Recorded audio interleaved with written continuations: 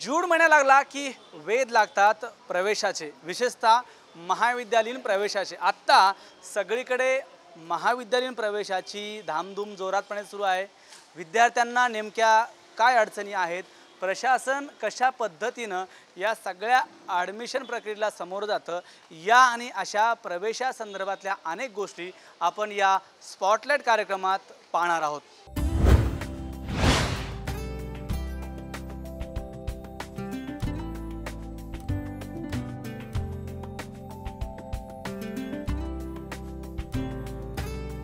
देशामधलं number 1चं महाविद्यालय म्हणून ज्या रुईया कॉलेजचा उल्लेख होतो, त्या रुईया कॉलेजमध्ये 2 महिन्यांच्या सुट्टीनंतर आता प्रवेशासंदर्भातली धावपळ सुरू झाली आहे। कुठल्या अभ्यासक्रमाकडे वळायचं, आपल्याला जेवढे मार्क्स आहेत त्यानुसार हव्या असलेल्या अभ्यासक्रमासाठी प्रवेश मिळेल का, भविष्यात या अभ्यासक्रमाला चांगला स्कोप असेल का, शिकवणारे प्राध्यापक कसे असतील, त्यांच्यात आपण मिसळून जाऊ का, असे कितीतरी प्रश्न प्रवेशासाठी आलेल्या विद्यार्थ्यांच्या मनात घर करून आहेत।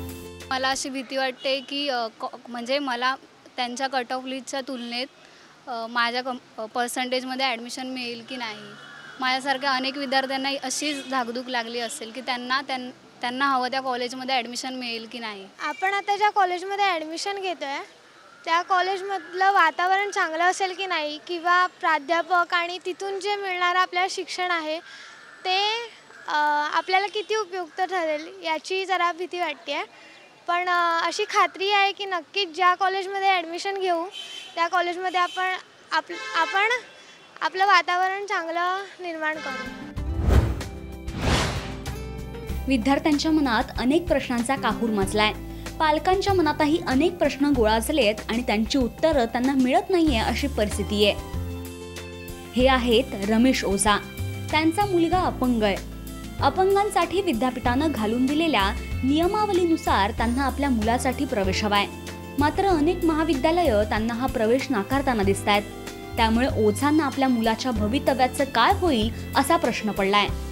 ये जो हक है, जो फिजिकली चैलेंज बच्चे हैं उनका जो हक है कि 3% जो उनके लिए कोटा होना चाहिए separate, you cannot club them as per law with other category. तो ये हो सकता है कि वो एक्सप्लॉइट करेंगे some colleges and the due what shall we say concessions which are जो मिलने चाहिए फिजिकली हैंडीकैप्ड बच्चों को वो शायद नहीं मिलेंगे।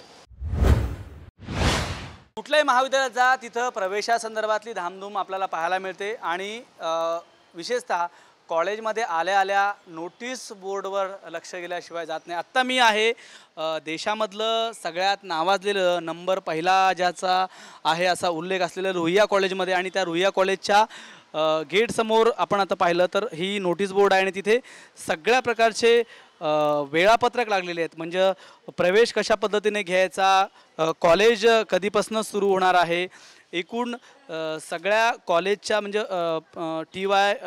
TY असेल किंवा वेगवेगळ्या फॅकल्टीज असतील त्याचे वेळापत्रक कधीपासून आहेत आणि कधीपासून ते कॉलेजेस सुरू होणार आहेत, तासिका कधीपासून आहेत।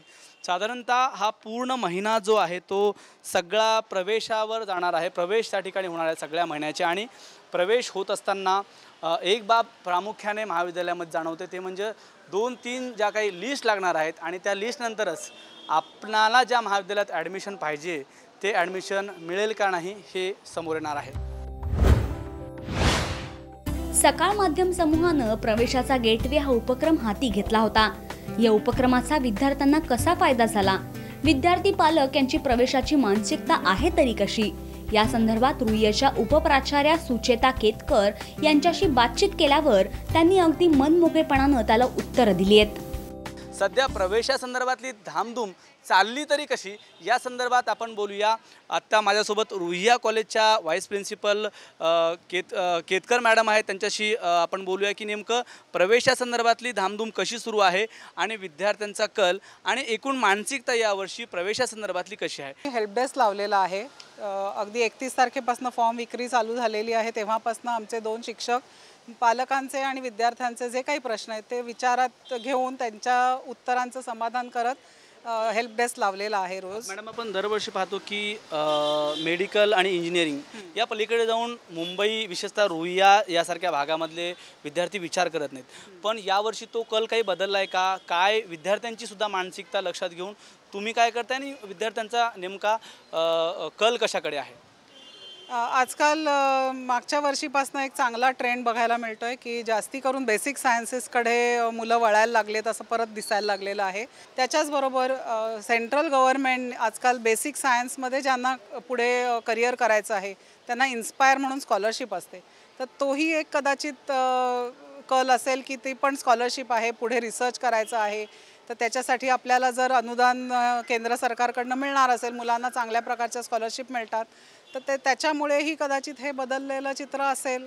केवळ मेडिकल आणि इंजिनिअरिंग या पलीकडे जाऊन वेगवेगळ्या विभागामध्ये वेगवेगळ्या फॅकल्टीजसाठी स्टुडंट जे आहेत ते प्रवेश घेऊ लागले आहेत आणि भविष्यामध्ये या सगळ्या अडचणीला सामोरं जाण्यासाठी सकाळनी प्रवेशाचा गेटवे हा कार्यक्रम हाती घेतला होता आणि त्या कार्यक्रमाच्या माध्यमातून सुद्धा विद्यार्थ्यांना खूप चांगलं मार्गदर्शन मिळणार आहे. प्रवेशाच्या अनुषंगानं विद्यार्थ्यांच्या मनात अनेक प्रश्न आहेत. हे प्रश्न जुन्या विद्यार्थ्यांना वेगळे आहेत तर नव्या विद्यार्थ्यांनाही वेगळे आहेत. मागचं वर्ष म्हणजे सिनियर स्टुडंट्स या नात्याने आमचं पहिलंच वर्ष होतं, त्यामुळे खूप 12वीपर्यंत सेम कॉलेजमध्ये होतो तरी बरीच भीती वाटत होती की काय असेल कसं असेल. पण मागचं वर्ष सगळ्याच दृष्टीने खूप छान गेलं. म्हणजे बरेच नवीन प्रोजेक्ट्स मिळाले आणि सिनियर कॉलेजमध्ये बरंच एक्सपोजर मिळालं. यावर्षी कॉलेजचं स्वरूप थोडंफार बदललं आहे, कारण गुणांच्या दृष्टिकोनातनं यावर्षी गुणांची जी पद्धत आहे ती बदलली आहे. यावर्षी 75-25 अशा प्रकारचं गुणांकनाची पद्धत असणार आहे.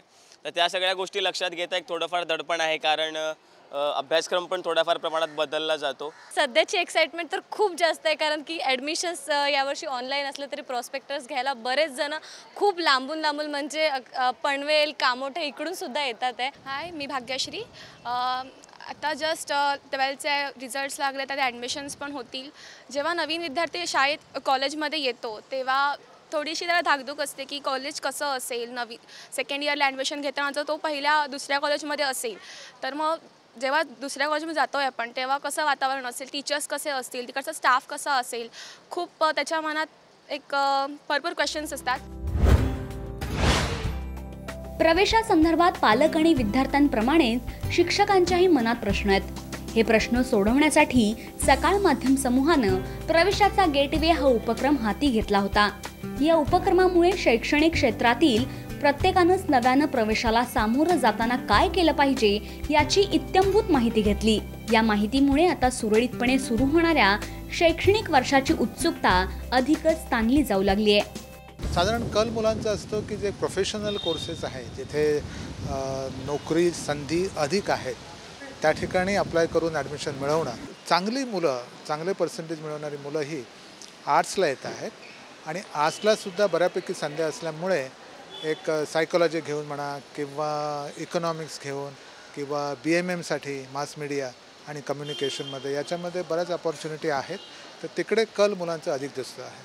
2014मध्ये नव्याने येणाऱ्या विद्यार्थ्यांची अतिशय वाट मी बघते, कारण मराठी वाङ्मय मंडळ प्रमुख म्हणून मला काम करायचं असतं आणि आमच्याकडे अतिशय नाटक आणि वेगवेगळ्या विषयांमध्ये रस असलेली आणि खूप धूमधडाक्यात कार्यक्रम करू इच्छिणारी चांगली मुलं अगदी मुंबईभरातून रुईयाला येत असतात.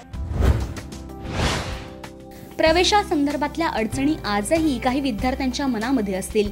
त्या अडचणी दूर करून विद्यार्थ्यांना ठरवून दिलेलं शैक्षणिक धोरण सोपं वाटावं हा उद्देश सफल करण्यात सकाळ माध्यम समूहाला तसं यश आलंय. सकाळ माध्यम समूहाच्या या पावलामुळं आज अनेक विद्यार्थ्यांचं शैक्षणिक पाऊल सुरळीतपणे पुढे पडू लागलंय. आत्ता मी ज्या क्लासरूममध्ये बसलेला आहे त्या क्लासरूममधल्या प्रत्येक बाकाला प्रतीक्षा आहे नवीन येणाऱ्या विद्यार्थ्यांची. नवीन विद्यार्थी येतील, हा सगळा हॉल गजबजून जाईल आणि नव्या शैक्षणिक वर्षाला पुन्हा एकदा रंगत चढेल. असंच काहींचं वातावरण प्रत्येक महाविद्यालयामध्ये सध्या अनुभवायला मिळते. प्रवेश घेत असताना किंवा प्रवेशाचे सगळे टप्पे पार करत असताना विद्यार्थ्यांना वेगवेगळ्या अडचणीला सामोरं जावं लागतं. ह्या अडचणी राहूनही विद्यार्थ्यांना थेटपणे प्रवेश घेता यावा, त्यांना पाहिजे त्या फॅकल्टीजमध्ये जाता यावं, यासाठी सकाळ माध्यम समूहाने प्रवेशाचा गेटवे हा कार्यक्रम हाती घेतला होता. ज्या कार्यक्रमाच्या माध्यमातून विद्यार्थ्यांचे प्रवेशासंदर्भातले अनेक प्रश्न सुटलेले आहेत. हे प्रश्न भविष्यामध्ये असे सुटावे यासाठी सकाळ माध्यम समूहाचा हा उपक्रम आणखीनही सुरू आहे. कॅमेरामॅन राकेश नेरुरकरसह संदीप काळे, साम TV, मुंबई.